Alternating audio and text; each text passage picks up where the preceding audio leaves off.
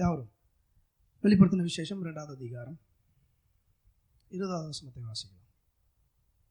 ஆகிலும் உன் பேரில் எனக்கு குறை உண்டு, என்னவெனில் தன்னை தீர்க்கதரிசி என்று சொல்லுகிற யெசபேல் என்னும் ஸ்திரீயானவள் என்னுடைய ஊழியக்காரர் வேசித்தனம் பண்ணவும் விக்கிரகங்களுக்கு படைத்தவைகளை புசிக்கவும் அவர்களுக்கு போதித்து அவர்களை வஞ்சிக்கும்படி நீ அவளுக்கு இடம் கொடுக்கிறாய்.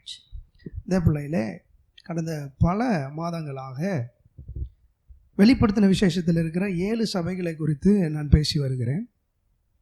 7 சபைகள், அதில் எபேசு சபையை பார்த்தோம். 3வது அந்த தியத்திரா சபையை பற்றி நான் உங்களிடத்தில் பேசி கொண்டிருக்கிறேன். தியத்திரா இது ஒரு வஞ்சிக்கப்பட்ட சபை.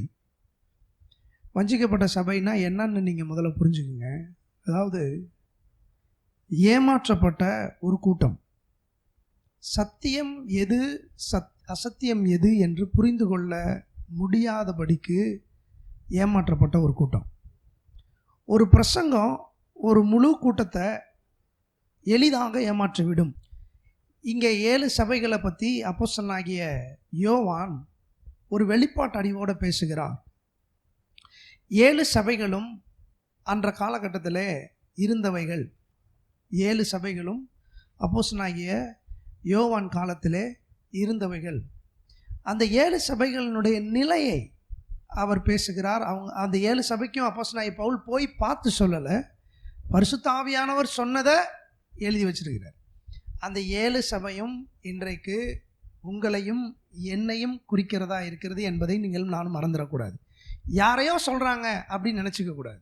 இது பிற்காலத்தில் வரப்போகிற விசுவாச கூட்டத்தை பற்றி பேசுகிறாரு. 7 விதமான மனநிலைகளில் விசுவாச பிள்ளைகள் இருப்பாங்க. அவங்க இதெல்லாம் சரி பண்ணணுன்றதுக்காக ஆவியானவர் முன்னதாக சொல்லி வச்சிருக்கிறாரு. நம்ம 7 சபையை பற்றி பேசும்போது யாரோ ஒருத்தவங்கன்னு நினச்சிக்க கூடாது. எல்லாம் சொல்லுங்கள், 7 சபையும் யார் தான்? நீங்களும் நானும் தான். நம்மளை பற்றி தான் அங்கே ஆவியானவர் பேசுகிறாரு. நமக்குள்ளே இருக்கிற குணாதிசயங்களை மாற்றுவது எப்படி, இந்தந்த குணாதிசயங்களை நீ மாற்றிக்கொள்ள வேண்டும். அப்படி மாற்றுகிற பொழுது அது உனக்கு ஆசீர்வாதமாக இருக்குன்னு சொல்லி பேசுகிறார். அப்படி பேசுகிற பொழுது யெசபேல் என்ற ஒரு பெண், அவள் மூலமாய் ஒரு சபையே என்ன செய்யப்பட்டது? ஏமாற்றப்பட்டது, வஞ்சிக்கப்பட்டது. யெசபேல் என்ற ஒரு பெண்ணால் இரத்தத்தினால் கழுவப்பட்ட, இயேசு கிறிஸ்துவினுடைய இரத்தத்தினால் கழுவப்பட்ட, இயேசுவை ஆண்டவராக ஏற்றுக்கொண்ட ஒரு கூட்டமே என்ன செய்யப்பட்டது?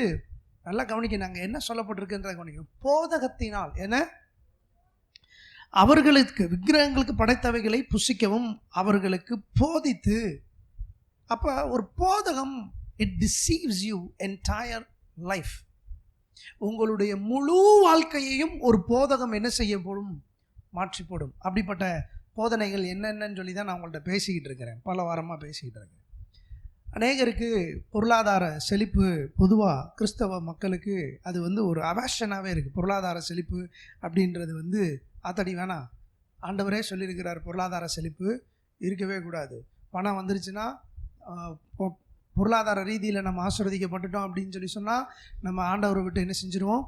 போயிடுவோம் அப்படின்னு சொல்லி அநேகருக்கு போதித்ததுனால பல ஊழியர்கள் கூட எப்படி இருக்கிறாங்க அப்படின்னு சொல்லி சொன்னால், உலகத்திற்கு தங்களை என்ன செய்கிறாங்க?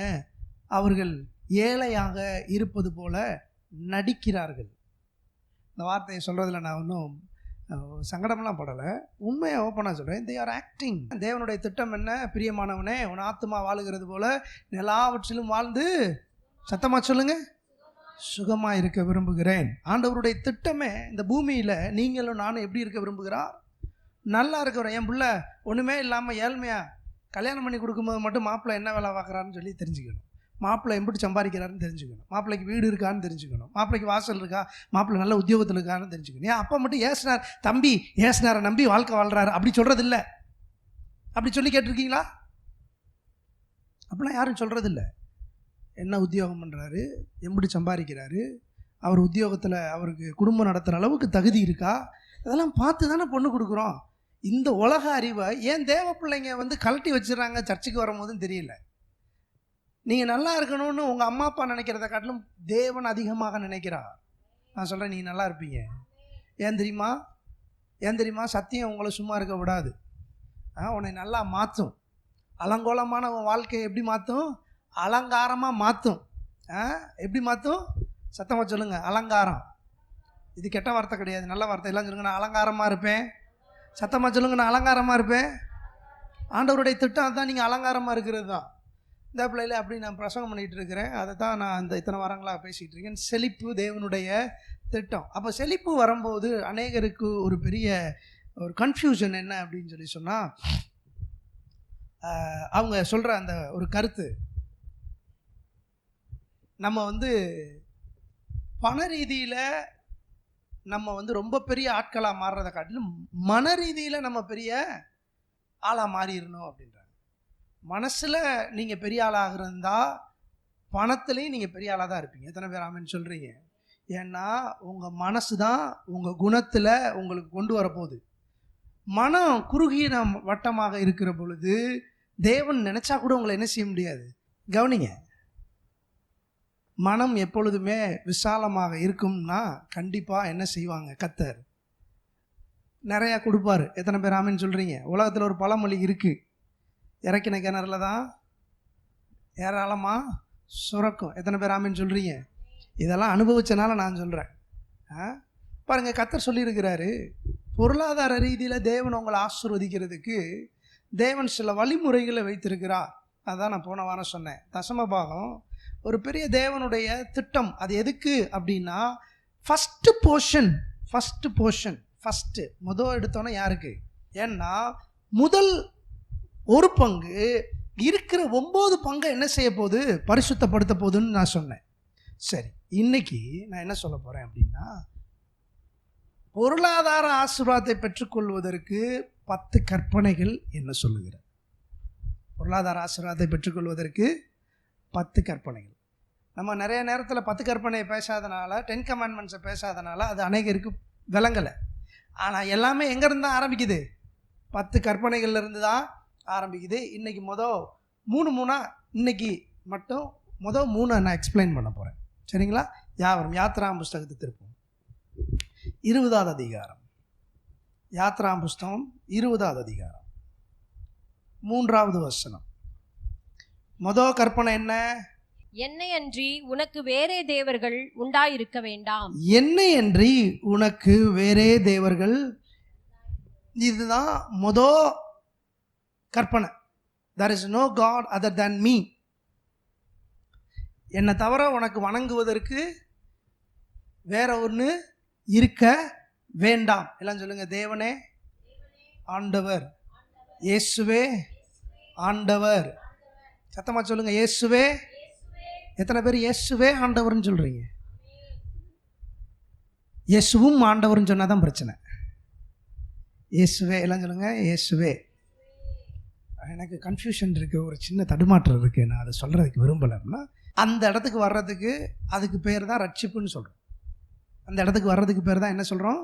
ரட்சிப்புன்னு சொல்றோம். எல்லாம் சொல்லுங்க, இயேசுவே ஆண்டவர். இங்க முதல் கற்பனையை என்ன சொல்றாரு ஆண்டவர்? என்ன சொல்றாரு? 10 கற்பனையில முதல் கற்பனை, தேவன் தான் முதல். எல்லாம் சொல்லுங்க, தேவன் தான் ஃபர்ஸ்ட். யாரு முதல்? தான் யாரு? அடுத்த தேவர்கள்லாம் இல்லை, முதல் கர்த்தர், தேவனாகிய கர்த்தர், ஆண்டவராகிய இயேசு, அவர் தான் ஃபர்ஸ்ட். எல்லாம் சொல்லுங்க, முதல் தேவன். முதல் கற்பனை என்ன? தேவன் தான் முதல்ல, மற்றதெல்லாம் இல்லை. சரி, திருப்புங்க 1 ராஜாக்கள் 17:10. ஒரு சூழ்நிலை. 1 ராஜாக்கள் 17:10 ஆரம்பம். ஒரு சூழ்நிலை. அப்படியே அவன் எழுந்து சாரிபாத்துக்கு போனான். சரி. அந்த பட்டணத்தின் ஒளிமுக வாசலுக்கு அவன் வந்தபோது அங்கே ஒரு விதவை விறகு பொறுக்கி கொண்டிருந்தாள். அவன் அவளை பார்த்து கூப்பிட்டு, நான் குடிக்கிறதற்கு கொஞ்சம் தண்ணீர் ஒரு பாத்திரத்தில் எனக்கு கொண்டு வா என்றான். கொண்டு வர அவள் போகிற போது அவன் அவளை நோக்கி கூப்பிட்டு, கொஞ்சம் அப்பமும் உன் கையிலே எனக்கு கொண்டு வா என்றான். போதும். இது எலியாவை பற்றி பேசுகிறது இல்லையா? எந்த மாதிரி சூழ்நிலையில சாரிபாத்துக்கு ஆண்டவர் போக சொன்னாரு? 7வது வசனம் சொல்லுகிறது, தேசத்தில் மழை பெய்யாதபடிக்கு சில நாட்கள் மழை பெய்யல, சில நாள் ஆயிருச்சு. பயங்கரமான வறட்சி, பயங்கரமான தண்ணி இல்லை, சாப்பிட்றதுக்கு தண்ணி இல்லை. ஆண்டவர் இப்போ எலியாவை பார்த்து சொல்கிறாரு, எலியாவே நீ சாரிபாத்துன்ற அந்த ஊருக்கு போ, அங்கே உன்னை விசாரிக்கிறதுக்கு நான் ஒரு பொண்ணை, ஒரு விதவையை வச்சுருக்கிறேன்னு சொல்கிறாரு. போகிறாரு. போனால் வாசலில் ஒரு அம்மா என்ன செஞ்சுக்கிட்டு இருக்கிறாங்க, விறகு பெருக்கிக்கிட்டு இருக்கிறாங்க. அந்த அம்மாவை பார்த்துடுறாரு. சரி இதுதான் அந்த பொண்ணு அப்படின்னு நினச்சிட்டு அந்த அம்மாட்ட சொல்கிறாரு, அம்மா எனக்கு கொஞ்சம் குடிக்க என்ன இல்லை, என்ன இல்லை, தண்ணி தான் இல்லை. மழை பெய்யலைன்னா தண்ணி தான். தண்ணி இல்லாத நாளில் இவர் போய் என்ன செய்கிறாரு, தண்ணியை கேட்குறாரு. அப்போ அந்த அம்மாவுக்கு என்ன செஞ்சிருச்சு, ஒன்றும் பிரச்சனை இல்லை, தண்ணி தானே கொண்டு வரேன் அப்படின்னு சொல்லி தண்ணி கொண்டு வர போகிறாங்க. போகிறப்ப அந்த அம்மாவை கூப்பிட்டு சொல்கிறாரு, சரி தண்ணிலாம் கொண்டு வர, வரும்போது வெறும் தண்ணி மட்டும் கொண்டு வந்துடாத, ஒரு தோசையை ஒன்று போட்டு கொண்டு வா அப்படின்னு. இவருக்கு பாருங்கள், ஊரே பஞ்சத்தில் இருக்குது. இப்போ இந்த அம்மாவுடைய ஸ்டேட்மெண்ட்டை பாருங்கள், ஊரே பஞ்சத்தில் இருக்குது, எல்லாருமே பயங்கரமான கஷ்டத்தில் இருக்கிறாங்க, தண்ணி இல்லாமல் இருக்கிறாங்க. அப்படிப்பட்ட சூழ்நிலையில் இந்த அம்மா என்ன சொல்லுது பாருங்க, 10வது வசனம். அப்படியே அவன் எழுந்து சாரிபாத்துக்கு போனான். அந்த பட்டணத்தின் ஒளிமுக வாசலுக்கு அவன் வந்தபோது அங்கே ஒரு விதவை விறகு பொறுக்கி கொண்டிருந்தாள். அவன் அவளை பார்த்து கூப்பிட்டு, நான் குடிக்கிறதற்கு கொஞ்சம் தண்ணீர் ஒரு பாத்திரத்தில் எனக்கு கொண்டு வா என்றான். கொண்டு வர அவள் போகிற போது அவன் அவளை நோக்கி கூப்பிட்டு, கொஞ்சம் அப்பமும் உன் கையிலே எனக்கு கொண்டு வா என்றான். அதற்கு அவள், பானையில் ஒரு பிடி மாவும் கலயத்தில் கொஞ்சம் எண்ணெயுமே அல்லாமல் என்னிடத்தில் ஒரு அடையும் இல்லை என்று உம்முடைய தேவனாகிய கர்த்தருடைய ஜீவனை கொண்டு சொல்லுகிறேன். இதோ நானும் என் குமாரனும் சாப்பிட்டு செத்து போக அதை எனக்கும் அவனுக்கும் ஆயத்தப்படுத்துகிறதற்கு 2 விறகு பொறுக்குகிறேன் என்றாள். போதும். அந்த அம்மாவோட ஸ்டேட்மெண்ட் என்ன, ஊரில் பஞ்சம், ஊர் முழுக்க தண்ணி இல்லை, ஊரில் எந்த விதமான ஒரு வாழ்வாதாரமே இல்லை. ஆனால் ஒரே ஒரு பையன் இருக்கிறான். அந்த பையன் அவனுக்காகவும் இந்த அம்மாவுக்காகவும் கடைசியாக கையில் இருக்கிற அப்பத்தை என்ன செய்ய போகிறாங்க, சுடுவதற்காக தெருவில் வந்து கட்டையை பொறுக்கிட்டு போய் தீ வச்சு சாப்பிட போகிறாங்க. அப்படி இருக்கிற நேரத்தில் தேவன் மனுஷன் வந்து கேட்குறாரு, எனக்கு கொஞ்சம் என்ன செய்ய, ஒரு அப்பம் கொண்டு வான்றார். அப்போ அந்த அம்மா சொல்கிற ஸ்டேட்மெண்ட்டு, உண்மையாகவே என் கையில் ஒரு புடி மாவு தான் இருக்குது, இந்த ஒரு புடி மாவை வச்சு நான் சாப்பிட்டு, நானும் என் மகனும் சாப்பிட்டு என்ன செய்ய போகிறோம், சத்தமாக சொல்லுங்கள். அவங்க ஸ்டேட்மெண்ட் என்ன, அவங்க மனசு எதில் தான் இருக்குது, சாவில் தான் இருக்குது பாருங்கள். அவ்வளோதான். இதுக்கு மேலே ஒன்றுமே இல்லை. இளைஞர்கள் இதுக்கு மேலே ஒன்றுமே. நான் சொல்கிறேன், இந்த காலை வேளையில் உங்கள்கிட்டையும் கூட அப்படிப்பட்ட சூழ்நிலையில் கூட நீங்கள் இருக்கலாம். நீங்கள் கூட ஒன்றுமே இல்லாத சூழ்நிலையில் இருக்கலாம். நீங்கள் கூட எதுவுமே இல்லாத நிலையில் கூட இங்கே ஆராதனைக்கு வந்திருக்கலாம். உங்கள் வாழ்க்கையை அப்படி கூட நீங்கள் ரன் பண்ணலாம். எதுவுமே இல்லை, நத்திங், எதுவுமே இல்லை, இனிமே என்கிட்ட கேட்குறதுக்கு கொடுக்கறதுக்கு ஒன்றுமே இல்லை அப்படின்ற நிலைக்கு நீங்கள் வந்திருக்கலாம். இந்த சாரிபாத்தில் இருந்து அந்த விதவை தாயினுடைய சூழ்நிலையும் அப்படி தான். அவங்க வந்து நிற்கிறாரு ஊழியக்காரன் முன்னாடி. அவங்க ரொம்ப ஓப்பன் ஆட்டடாக சொல்கிற போகிறாங்க. ஆனால் ஐயா உண்மை அதுதான், சாப்பிட்டு நாங்கள் சாக போகிறோம். நல்லா கவனிக்க, இந்த ஸ்டேட்மெண்ட்டை கவனிக்கணும். சாப்பிட்டு அப்போ சூசைட் பண்ணுறதுக்கு தயாராகிட்டான். சாப்பிடாமல் செத்து போயிட வேணாம், சாப்பிட்டு என்ன செய்வோம். She decided to kill her son and kill herself. அவள் தன்னுடைய குமாரனையும் தன்னையும் கொலை செய்ய வேண்டும் என்று தீர்மானித்து விட்டாள். தேவனுடைய மனுஷன் அவளை கரெக்டாக சந்திக்கிறாரு. இவங்க இந்த அம்மா நினைக்கிறதுக்கு முன்னாடியே தேவன் அவளை காப்பாற்ற வேண்டும் என்று தீர்மானம் போட்டார்.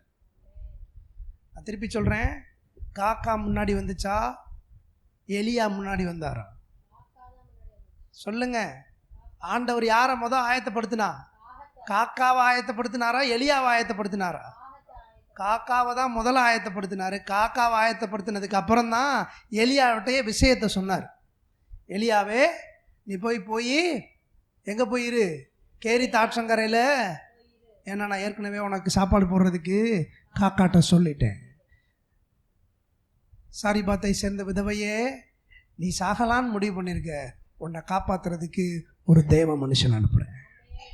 காலை வேளையில் கர்த்தருடைய ஆவியானவர் வரும்ட்டு அதான் சொல்கிறாரு, நீ எதெல்லாம் செத்து போச்சுன்னு நினைக்கிறியோ, எதெல்லாம் சாவுக்கு ஏதுவாக இருக்குன்னு நினைக்கிறியோ, தேவன் உன் வாழ்க்கையில் ஒரு ஜீவனை கொடுப்பதற்காகத்தான் தேவனுடைய வார்த்தையாகிய இயேசுவை உனக்கு இந்த காலை வேளையில் அனுப்புகிறார். அதை தான் நான் பேசுகிறேன். உன் வாழ்க்கையில் ஒரு புது ஜீவனை கொடுப்பதற்காக தான் கர்த்தர் உன்னை அழைச்சிட்டு வந்திருக்கிறாரு. இங்கே என்ன தூக்கு மாட்டி சாகிறதுக்கு ட்ரை பண்ணா, ஆயத்தமானாலா மனதளவில், இல்லை வேறு எதுவும் செய்து கொள்ளலாம் என்று முடிவு பண்ணாலா தெரியாது.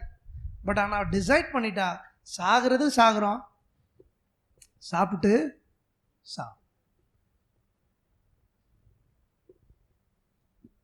கர்த்தருடைய கரத்தில் இருக்கிற எதுவுமே அற்பாயுசில் போகாது. எத்தனை பேர் ஆமென் சொல்கிறீங்க? நான் சொல்கிறேன், என் பிள்ளைகள், எனக்கு உண்டான யாவும், எனக்கு உண்டான எந்த விதமான உறவினரும் அல்பாயுசில் மறிக்க தேவன் ஒரு நாளும் விடமாட்டார். ஏன்னா அந்த வீட்டில் எலியாவை போல் நான் இருக்கேன். நீங்கள் உங்கள் வீட்டுக்கு நீங்கள் தான் எலியா. எத்தனை பேர் ஆமென் சொல்கிறீங்க? ஒருவேளை நீங்கள் யாருன்னு உங்களுக்கு தெரியாமல் இருக்கலாம், ஆனால் உங்கள் வீட்டை காப்பாற்றிக்கிட்டு இருக்கிறதே நீங்கள் தான். கவனிங்க. அப்போ இந்த அம்மாட்ட போய் எலியா சொல்கிறாரு, சரி போயிட்டு வரும்போது எனக்கு ஒரு அடையை சுட்டு கொண்டு வான்னு சொன்ன உடனே அந்த அம்மா என்ன சொல்லுது பாருங்க. அதற்கு அவள், பானையில் ஒரு பிடி மாவும் களையத்தில் கொஞ்சம் எண்ணெயுமே அல்லாமல் என்னிடத்தில் வேறு ஒரு அடையும் இல்லை என்று உம்முடைய தேவனாகிய கர்த்தருடைய ஜீவனை கொண்டு சொல்லுகிறேன்.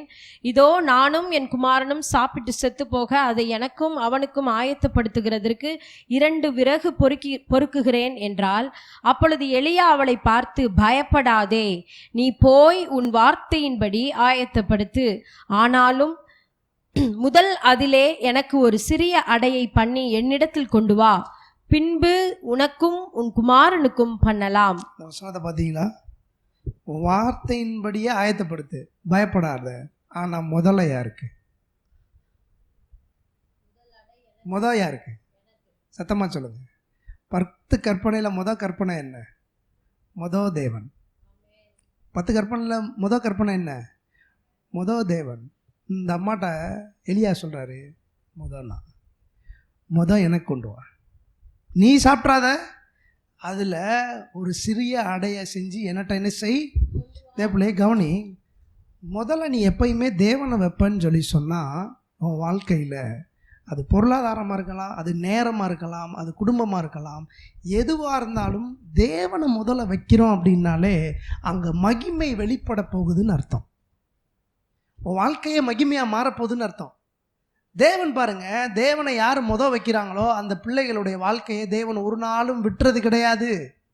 அப்படியே விட்டுற மாட்டார். இந்த அம்மா சாகிறதுக்கு ஆயத்தமாக இருக்குது, ஆனால் இந்த அம்மா சாகக்கூடாதுன்னு கர்த்தர் ஒரு தீர்க்கதரிசி அனுப்பியிருக்கிறாரு. அனுப்பி என்ன செய்கிறாரு, அந்த அம்மாட்ட சொல்கிறாரு, கடவுளை வை, மரணத்தை வைக்காத. நீ சாக போகிறதுல நீ கர்த்தரை வச்சிட்ட அப்படின்னா, நீ எந்த இடத்துல செத்து போயிட்டோம்னு நினைச்சியோ, எது இல்லைன்னு நினைச்சியோ, அதை தேவன் உனக்கு ஏராளம் கொண்டு வந்து தருவார். சில பேருக்கு நான் சொல்கிறேன் புரியுது. நீங்கள் தேவனை வைக்கிறீங்க அப்படின்னா, நீங்கள் எது கொஞ்சமாக இருக்கோ அது உங்கள் கண்ணால் பெருகுகிறது நீங்கள் பார்ப்பீங்க. நீங்கள் கடவுளை வைக்கலை அப்படின்னா, மற்ற எல்லாத்தையும் வைக்கிறீங்க அப்படின்னா, நான் சொல்கிறேன், எது பெருசாக இருக்கோ அது சீக்கிரத்தில் சுருங்கிறத நீங்கள் பார்ப்பீங்க. ஏன்னா சகலவற்றையும் பெருக்குகிறவர் யாரு? 5 அப்பம் 2 மீன் ஆண்டவர் சொன்னாரு, ஏன்ட்ட கொண்டா. யார்கிட்ட கொண்டா? ஏன்ட்ட கொண்டா. அந்த சின்ன பையன்கிட்ட போய் ஊழியக்காரங்களாம் கேட்குறாங்க, இது ஆண்டவருக்கு வேண்டும். இது யாருக்கு வேணும்? அவன் பாருங்க 5 அப்பம் 2 மீன் யார்கிட்ட கொடுக்குறான்? தூக்கி. இது ஆண்டவருக்கு அப்படின்னா ஆண்டவர் தான் முதல்ல. ஆண்டவருக்கு கொடுக்குறான். ஆண்டவருக்கு கொடுத்ததுக்கப்புறம் வேதம் சொல்லுது, அவர் அதை ஆசீர்வதித்து அதை அவர்களுக்கு கொடுத்தா. நான் போன வாரத்துக்கு முந்தின வாரம் சொன்னேன் இல்லையா, 2 விதமான பேஸ்கெட் யூஸ் பண்ணாங்க, 2 விதமான கூடைகள் யூஸ் பண்ணாங்க. வைக்கிற கூடை, விற்கிற கூடை. வைக்கிற கூடை வைக்கிறதுனா நம்ம வீட்டில் பார்த்துருக்கீங்கன்னா டைனிங் டேபிளில் ஒரு சின்ன கூடை இருக்கும், அதில் 2, 3, 4, 5 பழம் இருக்கும், பிளாஸ்டிக் பழம் இல்லை அந்த கூடையில் வச்சுருப்பாங்க. ஆனால் விற்கிற கூடை பெருசாக இருக்கும். சொல்லுங்கள், எப்படி இருக்கும் விற்கிற கூடை? பெருசாக இருக்கும். அந்த கூடை வந்து பார்த்தீங்கன்னா இந்த வீட்டில் டிஸ்பிளேல வைக்கிற கூடை கிடையாது, அதில் ஏராளத்தை கொட்டுறது. ஆண்டவர் சொன்னார், வைக்கிற கூடையிலேருந்து எடுத்து கொடுக்கல, விற்கிற கூடையிலேருந்து தான் தேவன் என்ன செய்தாராம். அந்த மாதிரி எத்தனை கூடையை தேவன் வந்து நிரப்புனாரா சொல்லுங்க? எத்தனை கூடை? 12 கூடை. 12 கூடை நிரப்புனாரா? 12 கூடை. கவனிங்க, அப்போஸ்தலர் கையில் இருந்தது எல்லாமே சர்வ் பண்ணுறது, ஆனால் ஆண்டவர்கிட்ட இருந்தது விற்கிற கூடை நிறைய. இப்போ 12 கூடையை யார் தூக்கிட்டு போறா? யாரு? 12 சீசர்கள். இப்போதான் சீசர்களுக்கே விளங்குது என்னது. கர்த்தருக்கு கொடுத்தா என்ன நடக்கும்? ஏராளம். நான் தான் போனதுக்கு முந்தின வாரம் சொன்னேன் பார்த்தீங்களா, 200 பணம் அப்படின்னு சொல்லி பிலிப்பு சொல்கிறார். 200 பணம். 200 பணம்ன்றது ஒரு வருஷ சம்பளம். ஒரு வருஷ சம்பளத்தை ஒரு மனுஷன் வச்சிருக்கிறாரு, பாக்கெட் மணியாக வச்சிருக்கிறாரு. ஏன்னா 200 பணம் கூட இருக்குது. அவ்வளோ பணத்தை வச்சு கூட அவங்களால என்ன செய்ய முடியல, அத்தனை பேருக்கு சோறு போட முடியல. ஆனால் 5 அப்பம் 2 மீன் 5000 பேருக்கு சாப்பாடு என்ன செஞ்சிருச்சு. எல்லாம் சொல்லுங்கள், ஃபஸ்ட்டு கடவுளுக்கு முதல். யாருக்கு? நம்ம வெறும் பொருளை மட்டும் கொடுக்கல, நம்ம வெறும் பணத்தை மட்டும் கொடுக்கல. அப்படி கடவுளுக்கு கொடுக்குறப்ப என்ன நடக்குதுன்றது இன்னொன்று சொல்கிறேன். அது வியாதியை குணமாக்குது வீட்டுக்குள்ளே. நம்ம கடவுளை வைக்கிற பொழுது தேவன் ஏதோ ஒன்று செய்கிறாரு பிள்ளைகளுடைய வாழ்க்கையில். இங்கே இந்தம்மா வெறும் அப்பத்தை மட்டும் கொடுக்கல, இந்தம்மா வெறும் ஆண்டவருக்கு வெறும் அப்பத்தை மட்டும் கொடுக்கல, முதலிடமா ஆண்டவருக்கு வெறும் காணிக்கை கொடுக்கல, தசமாக அதை மட்டும் கொடுக்கல. அந்த அம்மாவுடைய வாழ்க்கையில் ஆண்டவரை முதலிடத்துக்கு கொண்டு வந்துருச்சு. She sets God is first. ஆண்டவர் தான் முதல்ல, மற்றதெல்லாம் ரெண்டாவது தான் அப்படின்னு செட் பண்ணனால அங்கே ஒரு சம்பவம் நடக்குது. என்ன சம்பவம் நடக்குது பாருங்க. 17வது அதிகாரம் 16வது வசனம். கர்த்தர் எலியாவை கொண்டு சொன்ன வார்த்தையின்படியே பானையிலே மா செலவழிந்து போகவும் இல்லை, கலசத்தின் எண்ணெய் குறைந்து போகவும் இல்லை. அம்மாவுடைய வாழ்க்கையில குறைவே இல்லாம கர்த்தர் மாத்திட்டாரு. when God becoming a first in her life, கடவுள் அந்த அம்மாவுடைய வாழ்க்கையில முதலிடம் வந்த பிறகு குறைவே இல்லாம ஆண்டவர் என்ன செஞ்சிட்டாரு? மாத்திட்டாரு. அடுத்த வசனம். இவைகள் நடந்த பின்பு வீட்டுக்காரியாகிய அந்த ஸ்திரீயின் மகன் வியாதியில் விழுந்தான். போச்சா? ஒரு கடவுள் முன்னாடி வந்துட்டாரு, கடவுளுக்கு முதலிடம் கொடுத்த உடனே இப்போ பிரச்சனை வேற மாதிரி வருது. யாருக்கு வருது? கவனிங்க, யாருக்கு வருது? குழந்தைக்கு வந்து குழந்தை இப்போ வியாதியில் கிடந்துருச்சு. அடுத்த படி.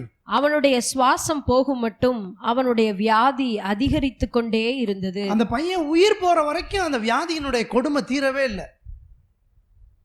அப்பொழுது அவள் எலியாவை நோக்கி, தேவனுடைய மனுஷனே, எனக்கும் உமக்கும் என்ன? என் அக்கிரமத்தை நினைக்க பண்ணவும் என் குமாரனை சாக பண்ணவுமா என்னிடத்தில் வந்தீர் என்றாள். கவனிங்க, இந்த அம்மா என்ன முடிவு பண்ணுச்சு? சாப்பிட்டு சாகத்தான் முடிவு பண்ணுச்சு இல்லையா? ஆனால் இப்போ சாவு இந்த அம்மாவுக்கு வரல, யாருக்கு வந்துருச்சு? சரி, அப்படியே விட்டுருக்க வேண்டியதானே. எலியாவை பார்த்து இந்த அம்மா சொல்லுது, ஏங்க நாங்கள் வாட்டுக்கு சாப்பிட்டு அப்பயே செத்து போயிருப்போம், வேற வந்து குறையெல்லாம் மாற்றி நல்லா வாழ வச்சுட்டு இப்போ என் மகன் இப்போ சாக போகிறானே அப்படின்னா ஆண்டவர் சாக விட்டுருவாரா? ஏற்கனவே 2 பேரை சாகக்கூடாதுன்னு ஆண்டவர் எலியாவை அனுப்பி விட்டார். இப்போயும் சொல்கிறேன், ஆண்டவர் உன்னை தொட்டது எதுக்கு தெரியுமா? ஆண்டவர் உன்னை தொட்டிருக்கிறது எதுக்கு தெரியுமா? நீ வாழணும்னு தான் ஆண்டவர் உன்னை தொட்டிருக்கிறார். நீ சாகணுன்றதுக்கு ஆண்டவர் உன்னை தொடவே இல்லை. ஆண்டவர் உன்னை எதுக்கு தொட்டிருக்கிறாரு சொல்லுங்க? எதுக்கு எல்லாம் சொல்லுங்க. நான் பனையை போல செழித்து லீபனோனின் கேதுருவை போல் வளருவேன். பனைமரம் மட்டும் பார்த்துருக்கீங்களா? பனைமரம்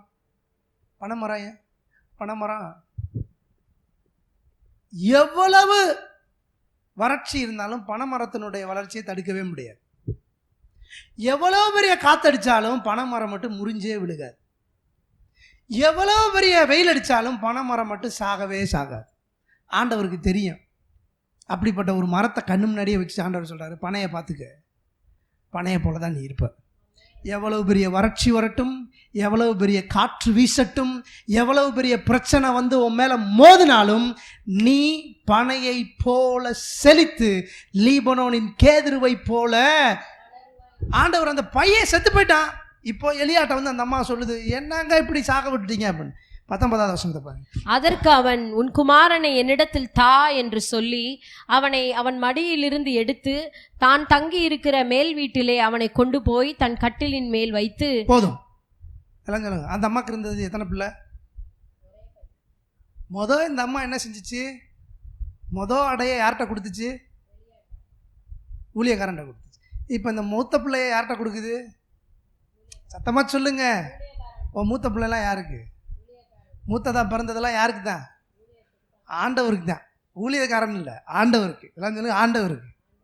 மூத்ததெல்லாம் யாருக்கு? அதனால மூத்ததா பிறந்ததெல்லாம் சொல்லு, நான் ஆண்டவருக்கு. ஆமாம், நீ ஆண்டவருக்கு, நீ ஆண்டவருக்கு. ஏன் ஆண்டவருக்கு? ஏன்னா என்னைய வச்சு தேவன் ஏதோ ஒரு காரியத்தை செய்ய போறாரு. I'm going to be a life giver. I'm not going to be a destroyer. I'm going to be a life giver. நான் வாழ்க்கையை கொடுக்கிறவன், ஜீவனை கொடுக்கிறவன், ஜீவனை எடுக்கிறவன் இல்லை. அநேகருக்கு வாழ்க்கையை கொடுக்கறதுக்காக தான் தேவன் என்ன செஞ்சிருக்கிறாரு? மூத்தவனா தெரிந்தெடுத்திருக்கிறார். மூத்த பிள்ளைய ஃபுல்லா ஆண்டவருக்கு. இப்போ இங்கே பிள்ளைய பாருங்க, இந்த அம்மா தூக்கி அந்த ஒரு பிள்ளைய செத்து போச்சு. இப்போ செத்து போன பிறகு அந்த பிள்ளைய யார்கிட்ட கொடுக்குது? இப்போ எலியாட்ட கொடுக்குது. எலியா இப்போ மேலே தூக்கிட்டு போறாரு. என்ன நடக்குது பாருங்க. என் தேவனாகிய கர்த்தாவே, நான் தங்கி இருக்க இடம் கொடுத்த இந்த விதவையின் மகனை சாக பண்ணினதினால் அவளுக்கு துக்கத்தை வருவித்தீரோ என்று கர்த்தரை நோக்கி கூப்பிட்டு அந்த பிள்ளையின் மேல் 3 தரம் முகங்குப்புற விழுந்து, என் தேவனாகிய கர்த்தாவே, இந்த பிள்ளையின் ஆத்துமா அவனுக்குள் திரும்பி வர பண்ணும் என்று கர்த்தரை நோக்கி விண்ணப்பம் பண்ணினான். கர்த்தர் எலியாவின் சத்தத்தை கேட்டார். பிள்ளையினுடைய ஆத்துமா அவனுள் திரும்பி வந்தது, அவன் பிழைத்தான்.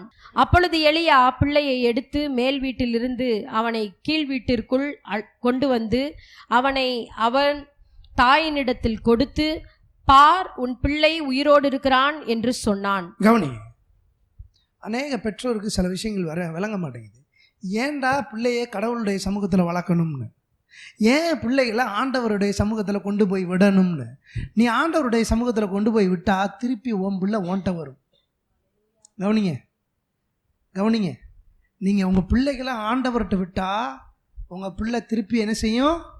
ஓன்ட்ட வரும். நீ ஆண்டவர்கிட்ட விடலைன்னு வச்சுக்கவே, திருப்பி உன் பிள்ளை ஓன்ட்ட வளருகிற பொழுது ஓன்ட்ட வராது. நீ ஆண்டவர்கிட்ட விட்டு பாரு உன் பிள்ளைய. ஞாயிற்றுக்கிழமை ஆனால் அடித்து சர்ச்சுக்கு இழுத்துட்டு வா. ஞாயிற்றுக்கிழமை ஆனால் தலையில் கொட்டு போட்டு கோயிலில் உட்கார வையி. பக்கத்தில் உட்கார வச்சு கதை பேச சொல்லி கொடுக்காத. ஞாயிற்றுக்கிழமை சர்ச்சுக்கு போகணுன்னு அடி போடு. பிள்ளையானவனை நடத்த வேண்டிய வழியில் நடத்து. இல்லை இன்னைக்கு எனக்கு தூக்கம் வருதுன்னு சொன்னால் கேட்காத. நீ செஞ்சு பார்த்த அப்படின்னா உன் பிள்ளை உன்னை தேடி உன்ட்ட வரும். இன்னைக்கு நான் சொல்கிறேன், நீ கடவுள்கிட்ட உன் பிள்ளைய கொடுத்தனா உன் பிள்ளை திருப்பி உன்ட்ட வந்து உன்னை கனம் பண்ணும். நீங்கள் கேட்க வேண்டிய விஷயம் என்னன்னா, உனக்கு பிடிச்சிருக்காப்பா, ஆண்டவருக்கு பிடிச்சிருக்கா, அதுக்கு என்ன செய்யணுமோ அதை செய்யுன்னு சொல்லி கொடுங்களேன். உங்கள் பிள்ளை உங்களை என்றைக்கும் கனம் பண்ணுகிற பிள்ளையா உங்களோடவே கூட. இந்த தாய் தேவனுக்கு முதலிடம் கொடுத்ததுனால பொருளாதார ரீதியில் ஒரு பெரிய குறைவை தேவன் மாற்றினார். அது மாத்திரமல்ல, வியாதி படுக்கையில் குழந்தை இருக்குது. வியாதி படுக்கையினுடைய குழந்தையினுடைய மரணத்தையுமே தேவன் ஜீவனாக என்ன செய்தார்? அப்போ தேவனை வைக்கிற பொழுது எந்தெந்த இடத்துலெல்லாம் மரணம் இருக்கிறதோ அதெல்லாம் ஜீவனாக மாறும். ஏன் தேவனை வைக்கணும்? பொருளாதார ரீதியில் ஒருவேளை உன்னுடைய வாழ்க்கையில் மரணம் இருக்குன்னா, பொருளாதார ரீதியில் உன் வாழ்க்கையில் குறைவு இருக்குன்னா, பொருளாதார ரீதியில் உன்னுடைய கரத்தில் ஒரு பெரிய தோல்வி இருக்குன்னா அது ஜீவனாக தேவன் மாற்றுவார். உன் வீட்டில் வியாதியில் ஒரு மரண போராட்டம் இருக்குது அப்படின்னு சொன்னால் தேவன் அதை மாற்றுவார். எப்பெல்லாம் வறட்சி வருகிறதோ அப்பெல்லாம் தேவன் உன் வாழ்க்கையில் ஒரு பெரிய மாற்றத்தை என்ன செய்வார்? செழிப்பு எப்போ சும்மாலாம் வந்துடாது. செழிப்பு எப்போ வரும்? நான் சொல்கிறேன், செழிப்பு எப்போ வரும்னு. யார் கர்த்தருக்கு முதலிடம் கொடுக்குறாங்களோ அவங்கள தேடி தான் செழிப்பு வரும்.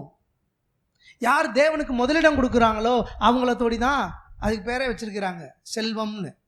அதுக்கு பேர் என்னது? அது நேராக வரும். யார் இங்கே ஆண்டவரை குறித்து முதலிடம் வச்சுருக்காங்களோ அவங்கள பார்த்து செல்வம்னு வரும். அவங்கள பார்த்து அவங்க கைக்கு போவோம்னு வரும். இப்போ உங்கள் கையில் செல்வம் வரணும்னா நீ கடவுளுக்கு முதலிடம் கொடுக்குறியான்னு பாரு. நிறைய பேருடைய எண்ணம் எப்படின்னா, நம்ம என்ன பாஸ்டர் இந்த உலகத்திலே நமக்கு வாழ்க்கை இருக்குது, நமக்கு இந்த உலகத்தில் வாழ்க்கை இல்லை. அந்த மாதிரி சொல்கிறவங்களுக்கு வேதத்திலேருந்து சில பதிலை சொல்ல போகிறேன். 2வது கற்பனை. முதல் கற்பனை தேவனுக்கு முதலிடம். தேவனுக்கு முதலிடம் கொடுத்தா பொருளாதாரம், எங்கெல்லாம் மரணம் இருக்கிறதோ அங்கெல்லாம் ஜீவன் என்ன செய்யும், உண்டாகும். 2வது கற்பனை யாத்ராம் புஸ்தகம். 2வது கற்பனை யாத்ராம் புஸ்தகம் 20வது அதிகாரம் 4வது வசனம். மேலே வானத்திலும் கீழே பூமியிலும் பூமியின் கீழ் தண்ணீரிலும் உண்டாயிருக்கிறவைகளுக்கு ஒப்பான ஒரு சொரூபத்தை ஆகிலும் யாதொரு விக்கிரகத்தை ஆகிலும் நீ உனக்கு உண்டாக்க வேண்டாம். ஆண்டவருக்கு நிகரா எதையும் ஆராதிக்காத. ஆண்டவருக்கு நிகரா வேற எதையும் ஆராதிக்காத. உலக பொருட்களை ஆராதிக்காத. Don't worship material things. பொருட்களை தேவனுக்கு நிகராக கொண்டு வந்து ஆராதனை. ஒருவேளை உங்கள்கிட்ட பணம் நிறையா இருக்கலாம், ஒருவேளை உங்கள்கிட்ட தங்கம் நிறையா இருக்கலாம், வெள்ளி நிறையா இருக்கலாம், இன்னும் சொல்லப்போனால் அதிகாரம் உங்கள்கிட்ட இருக்கலாம். That is not a matter to equal to God. அதெல்லாம் தேவனுக்கு ஈக்குவலே கிடையாது. அதெல்லாம் ரொம்ப என்ன செய்யக்கூடாது, ஆராதிக்க, அதெல்லாம் ரொம்ப போஸ்ட் பண்ண கூடாது. தேவனுக்கு முதலிடம்னா தேவன் மட்டும்தான். ஆராதனை தேவனுக்கு. கவனிங்க, ஞாயிற்றுக்கிழமையில் சபையில் ஆராதனை வைக்கிறோம், கவனிக்கிறீங்களா?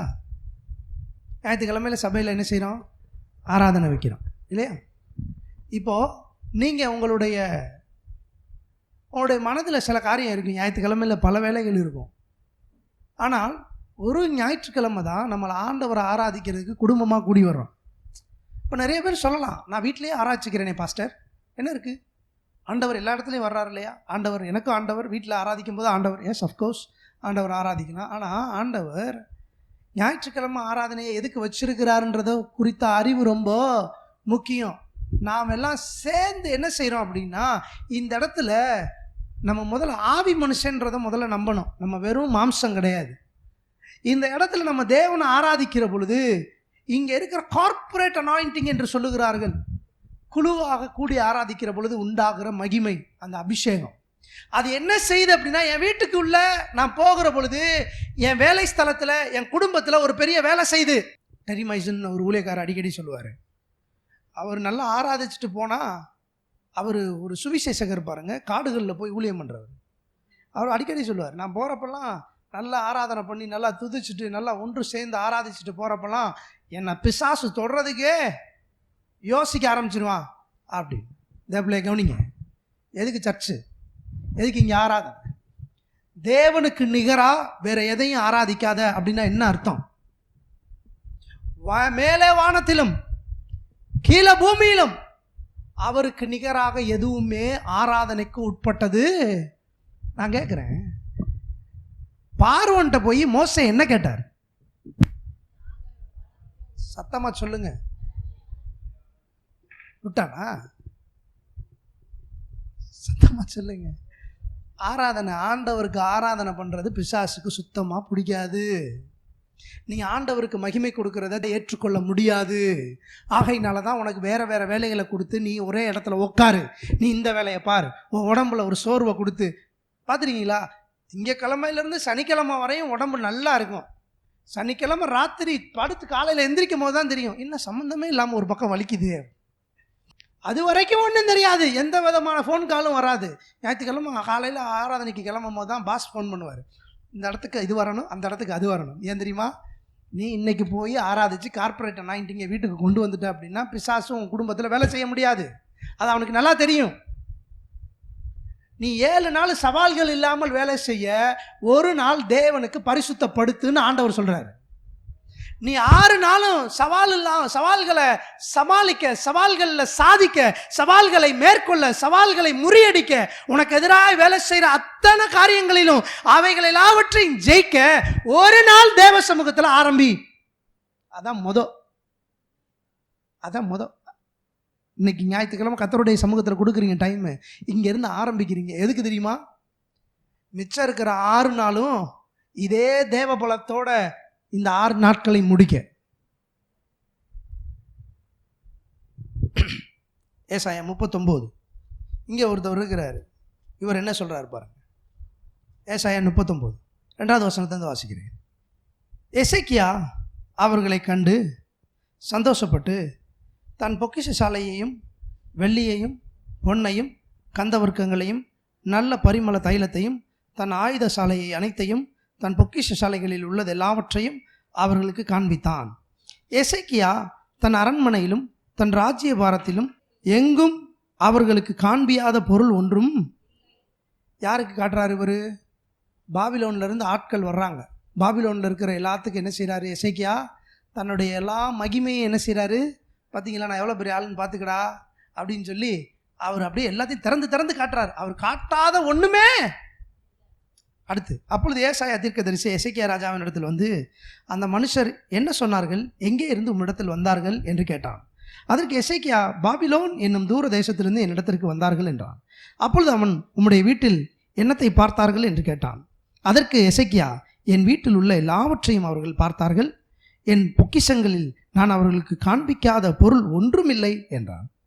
ஒரு ரொம்ப ஓப்பன் ஹார்ட்டடு ஒரு சொல்கிறாரு, எல்லாத்தையும் பார்த்துட்டாங்க, எல்லாத்தையும் காட்டிட்டேன்ல, என் மகிமையை ரொம்ப காட்டிட்டேன், எல்லா மகிமையும் காட்டிட்டேன், காட்டாததுன்னு ஒன்றுமே எல்லாத்தையும் காட்டிட்டேன். இப்போ இவருக்கு வந்து கொடுத்ததெல்லாம், இப்போ இவருக்கு என்ன பிரச்சனை? இவர் என்ன நினச்சிட்டாரு, இவர் சம்பாரிச்சது அப்படின்னு நினச்சி எல்லாத்தையும் காட்டுறாரு. பார்த்தீங்களா, நான் எப்படி தங்கம் சம்பாரிச்சிருக்கேன், எவ்வளோ வெள்ளி சம்பாரிச்சிருக்கேன், எவ்வளோ அரண்மனைக்கு தேவையான பொருட்கள் சம்பாரிச்சிருக்கேன், பார்த்தீங்களான்னு எல்லாத்தையும் காட்டுறாரு. வந்தவங்க என்ன கணக்கு போட்டாங்க, பரவாயில்லையே பையன் பெரிய ஆளாக தான் இருக்கேன் அப்படின்னு. இப்போ ஏசாயா சொல்கிறத கேட்போம்.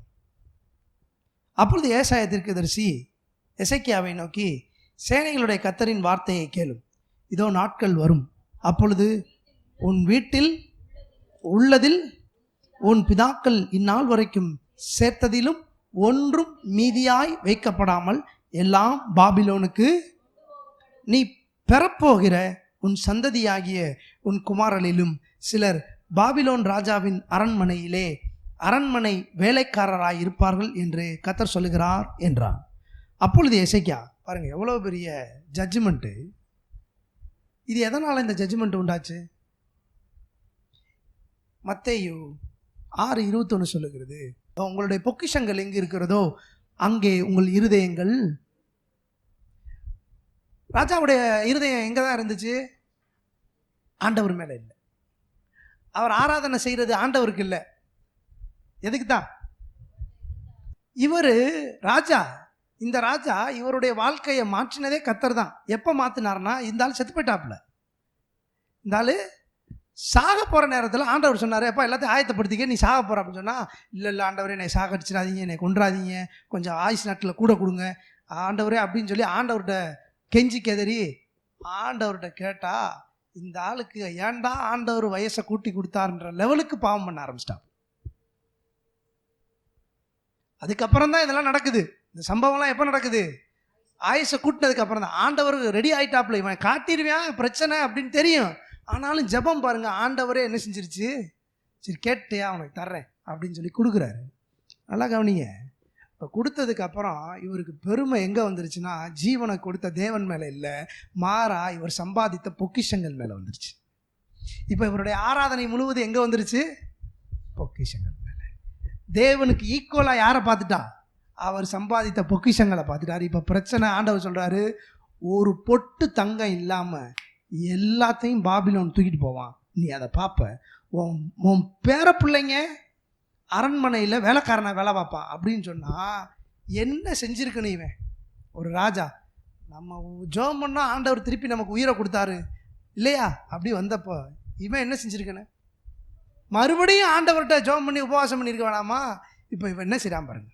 8வது வசனம். அப்பொழுது எசேக்கியா ஏசாவை நோக்கி, நீர் சொன்ன கர்த்தருடைய வார்த்தை நல்லது நல்லதுதான் என்று சொல்லி என் நாட்களிலாவது சமாதானம் உண்மையும் இருக்குமே என்றார். இப்படி ஒரு ஆளை பார்த்துருப்பீங்களா? பரவாயில்லங்க, இருக்கட்டுங்க, நான் உயிரோடு இருக்கிற வரையும் இருக்கட்டும், அதுக்கப்புறம் எவன் தூக்கிட்டு போனால் எனக்கு என்ன பிரச்சனை?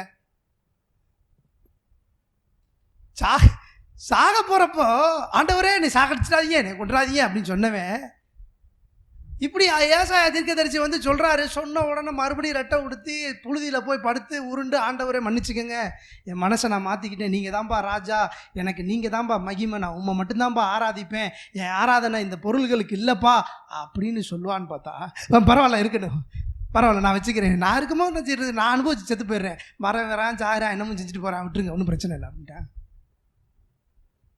இந்த சாப்டரை பார்த்தீங்களா, கிட்டத்தட்ட 8 வசனத்தோட க்ளோஸ், அதுக்கு மேலே பேச்சே கிடையாது. அப்படி நடக்கட்டும் அப்படின்னு சொல்லிட்டேன். நீங்கள் சொன்ன வார்த்தை சொல்கிறான் பாருங்க, நீங்கள் சொன்ன வார்த்தை நல்லது, நீங்கள் சொன்ன வார்த்தை நல்லதா சொன்னார். இவன் என்ன ஸ்டேட்மெண்ட் கொடுக்குறான் பாருங்க ராஜா. ஏன் தெரியுமா, இப்போது ஆராதனை, இப்போ தேவனுடைய காரியங்கள் ரொம்ப சாதாரணமாகிடுச்சு. என்னங்க ஞாயிற்றுக்கிழமை ஒரு வாரம் போகலைன்னா என்ன பிரச்சனையா, நான் ஆண்டவர் என்ன இதெல்லாமா பார்க்குறாரு, போங்கங்க. ஹலோ, கவனிக்கிறீங்களா? மிகப்பெரிய காரியத்தை பேசிக்கிட்டு இருக்காரு தீர்க்கதரிசி வந்து. ஆனால் இவன் சொல்கிறான் ரொம்ப சாதாரணமாக, பரவாயில்ல இருக்கட்டும், போயிட்டு போகுது இருக்கட்டும். உன் பிள்ளை, உன் பேர பிள்ளைலாம் வேற ஒரு அரண்மனையில் போய் வேலைக்காரனாக இருக்க போகிறான்டா. பரவாயில்லங்க, போகிறாங்க, அவன் தலையெழுத்து, அவன் என்ன அனுபவிச்சுட்டு போகிறான், என்ன அவன் என்னத்தை செஞ்சானோ, செஞ்சது நீ. ஹலோ, இருக்கிறீங்களா? பிள்ளைகளுக்கு என்ன காட்டுறன்றது ரொம்ப முக்கியம். அதனால தான் நான் சொல்கிறேன், நீ பிள்ளைகளை கத்தர்கிட்ட கொடுத்தேன்னா உன் பிள்ளை திருப்பி ஒன்னட்ட வரும். எசேக்கியா பிள்ளைகளை கத்தர்கிட்ட கொடுக்கல, பிள்ளை இப்போ எங்கே போயிடுச்சு, அடிமையா வேற ஒரு தேசத்துக்கு போயிடுச்சு. வேதம் சொல்லுகிறது, என் பிள்ளைகள் வெளியே புறப்பட்டு போய் கொளுத்த கன்றுகளாய் வளருவார்கள் தான் போட்டிருக்கு, அடிமையாக வேலை பார்ப்பாங்கன்னு போடலை. ஆராதனை யாருக்கு சொல்லுங்க? ஆராதனை யாருக்கு?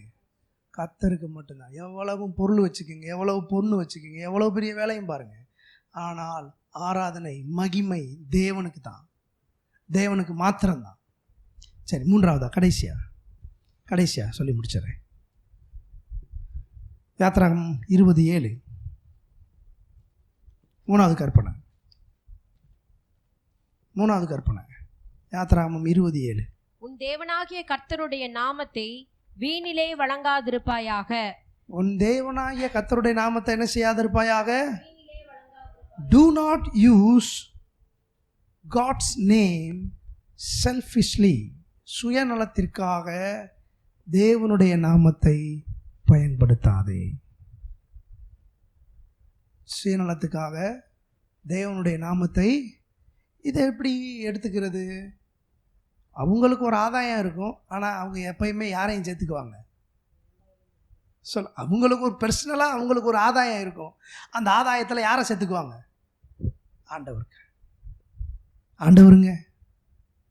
ஆண்டவருக்காக செருப்பை நான் கேட்டேன், எதுக்கு செருப்பு கழட்டினீங்க பிரதர்? இல்லை, ஆண்டவர் சொன்னார் செருப்பு கழட்ட சொல்லி. இது எவ்வளவு பெரிய சுயநலம் என்பதை பாருங்கள். ஆண்டவர் செருப்பு கழட்ட சொன்னாரா? நான் கேட்குறேன், நான் உங்கள்கிட்ட தான் கேட்குறேன். இந்த மாதிரி ஆட்கள்லாம் உங்கள்கிட்ட வந்தாங்கன்னா ஜாக்கிரதையாக இருங்க. ஆண்டவர் செருப்பு கழட்ட சொல்லுவாரா? அதுக்கு அவர் சொன்ன வசனம் தான் எனக்கு ரொம்ப ஆச்சரியமாக இருந்துச்சு. ஆண்டவர் மோசையை செருப்பு கழட்டிட்டு வர சொன்னார் இல்லையா தேவ சமூகத்துக்கு, என்னையும் ஆண்டவர் செருப்பு கழட்டிட்டு ஊழியம் பண்ணுப்பா அப்படின்னாரு. ஆண்டவர் ஏன் மோசைக்கு செருப்பு கழட்ட சொன்னார்? உங்களில் நான் கேட்குறேன், ஆண்டவர் ஏன் மோசையை செருப்பு கழட்ட சொன்னார்? அந்த இடம் பரிசுத்தம் அப்படின்னு சொல்லி ஆண்டவர் எதுக்கு சொன்னார்னா, இவன் அவ்வளோ முழுக்க அசுத்தமாக மண்டையில் வச்சுருக்கான். ஆண்டவர் சொல்கிறாருப்பா, போ, நீ பார்வோனா பாரு, ஜனங்களை விடுதலையாக்க. நான் முடியாதுங்க, நீ போய் சொல்கிறான், நான் உன்னை அனுப்பி விடுறேன். இல்லைங்க, எனக்கு வாய் திக்கு வாய்ங்க. நீ போப்பா, நான் உனக்கு பின்னாடி இருக்கேன். இல்லை, என்னால் முடியாது.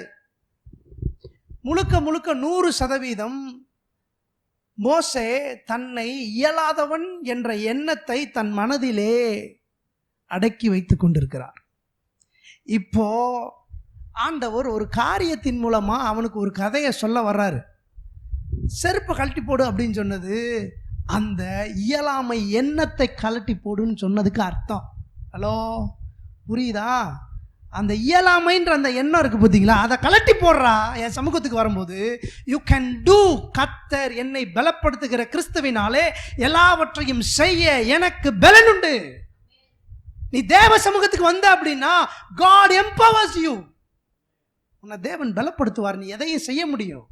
ஆனால் 40 வருஷமா ஆடு மேய்ச்சனால ஒரு சயின்டிஸ்ட், ஒரு ஸ்டேட்ஸ்மேன், ஒரு பொலிட்டீஷியன் இப்போ எப்படி மாறிட்டார் அப்படின்னா ஜீரோவாக ஆயிட்டார். இப்போ ஆண்டவர் சொல்கிறார், செருப்பை கழட்டி போடு. முதல்ல செருப்பை கழட்டி போட்டுட்டு என் சமூகத்தில் ஃப்ரெஷ்ஷாக வந்து நில்லு. ஏன் தெரியுமா செருப்பை கழட்ட சொன்னார்? இப்போ எத்தனை பேருக்கு புரியுது ஏன் செருப்பை கழட்ட சொன்னார்?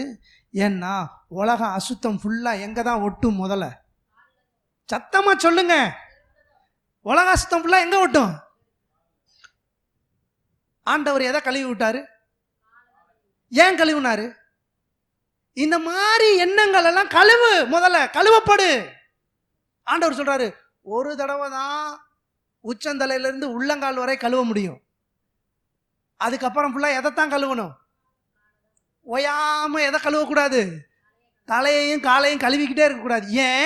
ஏன்னா உலகத்தில் இருக்கிற அத்தனை அசுத்தமும் காலில் தாண்டா ஓட்டும். அதனால நீ தேவ சமூகத்துக்குள்ள வரும்போது செருப்பை மட்டும் கழட்டி போட்டு வா. அப்படின்னா என்ன அர்த்தம்? உன்னால முடியாது அப்படின்னு தேவ சமூகத்துக்குள்ள வராத, என்னை பலப்படுத்துகிற கிறிஸ்துவினால எல்லாம் செய்ய முடியும்ன்ற அந்த நம்பிக்கையோட, அந்த எதிர்பார்ப்போட தேவ சமூகத்துக்கு வா. அதுக்கு தான் செருப்பு கழட்ட சொன்னார். ஏன்? நல்லா செருப்பு போடு, நல்லா காரா வாங்கு, நல்லா இரு. தேவனுடைய திட்டம் நான் நல்லா வாழணுன்றதான். எத்தனை பேர் ஆமீன் சொல்றீங்க? எனக்காக கடவுளுடைய நாமத்தை நான் வீணா என்ன செய்ய மாட்டேன், சொல்ல மாட்டேன். கடவுள் ஏசுனாருன்னு சொன்ன உடனே நம்ம அதை ஏற்றுக்கொள்ளணுன்ற ஒரு கட்டாயமும் இல்லை. நல்லா பகுத்து ஆராய்ந்து சொல்கிற ஆள் சத்தியத்தை சொல்லுதான்னு மட்டும்தான் பார்க்கணும். சொல்கிற ஆள் எவ்வளோ பெரிய ஆளாகவும் இருக்கலாம், ஆனால் சத்தியத்தை சொல்லுதா, சத்தியம் பேசுதா, வாயை திறந்தா சத்தியம் வெளிப்படுதா, இல்லை சும்மா ஆண்டவருடைய நாமத்தை வீணாக சொல்லிக்கிட்டு இருக்காங்களா? தேவப்பிள்ளைய சுயநலத்திற்காக தேவனுடைய நாமத்தை என்ன செய்யக்கூடாது? வீணிலே வழங்கக்கூடாது. தேவப்பிள்ளைய நல்லா கவனி. நல்லா உனக்கு எவ்வளவு அழகாக இருக்கணும்னு உனக்கு தெரியுதோ அவ்வளோ தூரத்துக்கு போட்டுக்க. இதிலெல்லாம் ஆண்டவர் இதெல்லாம் பார்த்துக்கிட்டு இருக்க மாட்டார். நீ என்ன கழுத்தில் போடுற, என்ன காதில் போடுற, நீ என்ன ட்ரெஸ்ஸு போடுற. நோ, தேவனுக்கு எது ரொம்ப முக்கியம் தெரியுமா? உங்களுடைய இருதயம், உங்களுடைய சாட்சி. நீங்கள் வேலை பார்க்குற இடத்துல எந்த அளவில் சாட்சியாக இருக்கிறீங்க, நீங்கள் உங்களுடைய பண விஷயத்தில் எந்த அளவு யோக்கியமாக இருக்கிறீங்க, உங்கள் வாயில் இருக்கிற நாணயம், உங்கள் நேர்மை, உங்கள் தொழிலில் இருக்கிற நேர்மை, தேவனுடைய நாமத்தை இப்படி தான் மேம்படுத்த முடியும். நீங்கள் நம்ம யாரையும் ஏமாற்றணும்னு அவசியமே கிடையாது. நம்முடைய நேர்மை, நம்முடைய பார்வை, நம்முடைய பேச்சு, நம்முடைய நடவடிக்கை, நம்மளை பார்க்கும்போதே அவனுக்கு தெரியும் அவன் கிறிஸ்தவன், அவன்கிட்ட விளையாடக்கூடாது, அவன் வேறு மாதிரி ஆளுன்னு அவனுக்கு தெரியும். நம்ம பேசவே வேணாம், நம்மை குறித்த சாட்சி ஜனங்கள் அறிந்து கொள்வார்கள். எத்தனை பேர் ஆமீன் சொல்கிறீங்க? நம்மளை ஒரு பெரிய மேக் ஓவர் பண்ணி, நம்மளை ஒரு பெரிய மாஸ்க் போட்டு நம்ம கிறிஸ்தவன் காட்டணும்னு அவசியமே இல்லை. You be your self. நீங்கள் நீங்களாக இருங்க. உங்கள் குடும்பத்தில் எல்லோரும் அங்கீகரிக்கிறவர்களாக மாறுங்க. உங்கள் குடும்பத்தாரை அவர்களை ரட்சிக்கிற எலியாவாக மாறுங்க.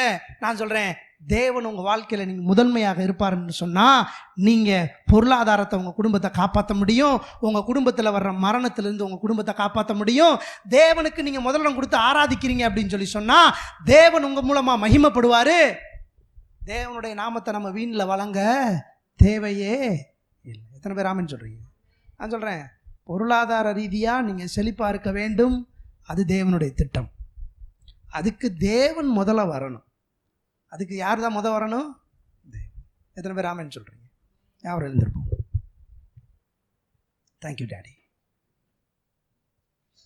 Thank you daddy. எல்லாரும் சொல்லுவோம், என்னை பலப்படுத்துகிற கிறிஸ்துவினாலே எல்லாவற்றையும் செய்ய எனக்கு பலன் உண்டு. என்னை பலப்படுத்துகிற கிறிஸ்துவினாலே எல்லாவற்றையும் செய்ய பலன் உண்டு.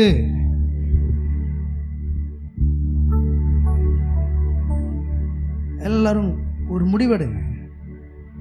உன் பிள்ளைய எதுக்கு ஆராதனைக்கு வர வைக்கணும், ஏன் ஆராதனை முக்கியன்றத இன்னைக்கு நான் சொல்லியிருக்கிறேன். நிறைய பேர் மிஸ் பண்ணுறத நீ மிஸ் பண்ணக்கூடாது.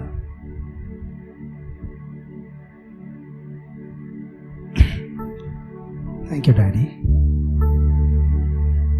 ஸ்தோத்திரம். பல பிதாவை நன்றியோடு உங்களை துதிக்கிறோம் ஆண்டவரே. கர்த்தரை நாங்கள் முதலெடுத்து கொண்டு வரோம். இந்த 10 கற்பனையில் 2வது கற்பனையாகிய தேவனை அன்றி வேற உலக பொருளுக்கு ஆராதனை இல்லை, வேலைக்கு ஆராதனை இல்லை. 3வது கற்பனையா உடைய நாமத்தை நாங்கள் வீணில் என்னுடைய சுயநலத்துக்காக வழங்க போறது இல்லை ஆண்டவரே. எங்களுடைய தேவன் வயிறு அல்ல, எங்களுடைய தேவன் நீர்.